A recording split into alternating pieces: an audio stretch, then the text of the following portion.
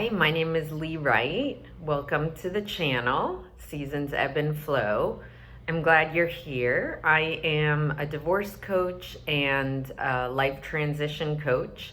And this channel, we're covering all the different phases of divorce, from stay or go, the divorce process, and the post-divorce recovery part, along with life transitions such as being in the sandwich generation of caring for your parents, empty nest, you name it. There's a lot of life transitions. But anyhow, so, and today's talk is going to be a little bit about something I just realized. I knew that perfectionism and people pleasing both stemmed from somewhat a lack of self-worth, but I didn't fully understand until recently. I was reading Brene Brown's book. I can't even remember the name. Something about daring greatly, or something like that.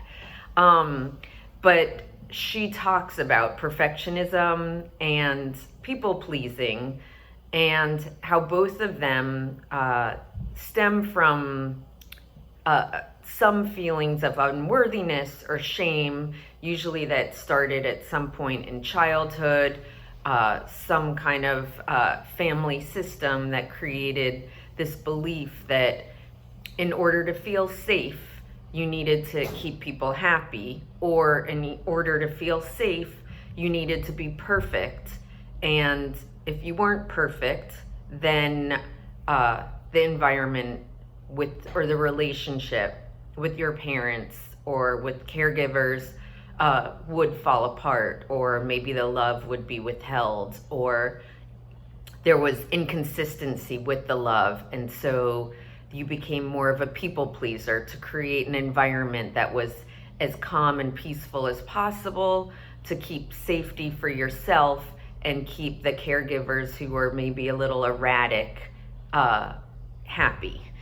So but I never thought about how both of them keep from creating deep intimacy in relationships. So if you think about it, though, it makes a lot of sense. If both of them, you're not showing your full true self because you are constantly trying to stay somewhat hypervigilant, and whether it's hypervigilant to try and make sure that everything you do is perfect, or hypervigilant to observe your people around you and constantly monitor their reactions, their moods, and to try and keep them placated by your actions, or saying things that you think will please them, or not bring up a topic that might make them uncomfortable. That people pleasing means you're not showing up with your authentic self of things that you're interested in, or topics that might create some waves, or a reaction that might not be received well. And then you also have the perfectionism, which the perfectionists tend to be so critical of themselves, and then also sometimes apply that perfectionism or critique to their partners, which then creates the partners feeling judged and a lack of trust. So basically what I wanted to bring up with this video is just to do some self-observation, because as I've gone through my healing journey, which has been a very long and convoluted and intense and scary and rewarding. Yeah, none of us are perfect, and all we can do is show up as our best selves.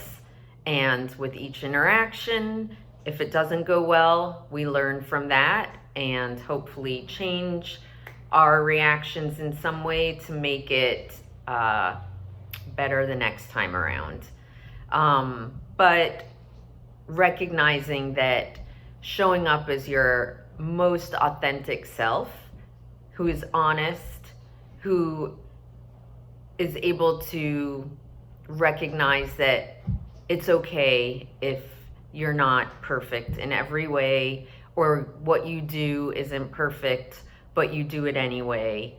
And letting your intimate partner know some of those insecurities lets them get to know you more and deepen the relationship.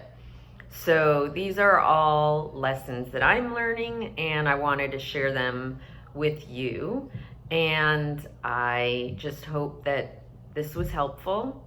And I want everybody to take the time to learn to get to know themselves, because we're pretty cool, interesting people who have flaws, but that's what makes us human and beautiful, and we're all different, and our differences are what makes the world interesting.